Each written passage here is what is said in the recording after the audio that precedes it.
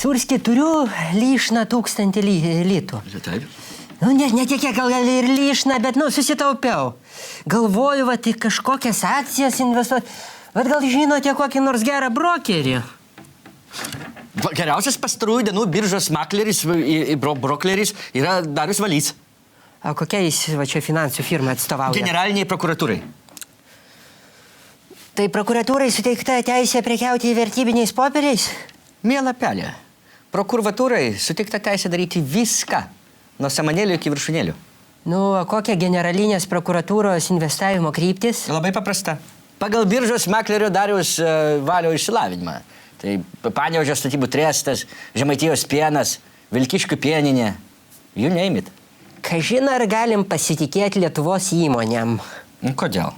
Jeigu toks biržos makleris pasitikė, tai visi kiti gali būti ramus. Jūs, pavyzdžiui, norėdamas investuoti, gausit pasiskaityti tik tais oficialią įmonės informaciją, ten metinį balansą ir panašiai. O generalinis makleris gaus viską, visą slapčiausią informaciją, net apie juodą buhalteriją, jeigu tokia yra. Nu, nežinau, gal vis tiek patikimiau kažkaip yra investuoti į tarptautinės korporacijas. Nebūtų geriau. Microsofto Bilo Gateso ar ten Intelio vadovo tu nepasikviesi į apklausą. Vat Panevėžio statybos tresto vadovą sulaikyti be paaiškinimo 48 valandoms Darius Valys gali ir tam tresto vadovui dėl to jokių klausimų nekyla.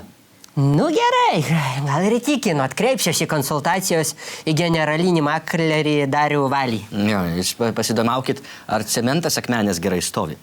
Tos įmonės informaciją Darius Valys gerai išmano.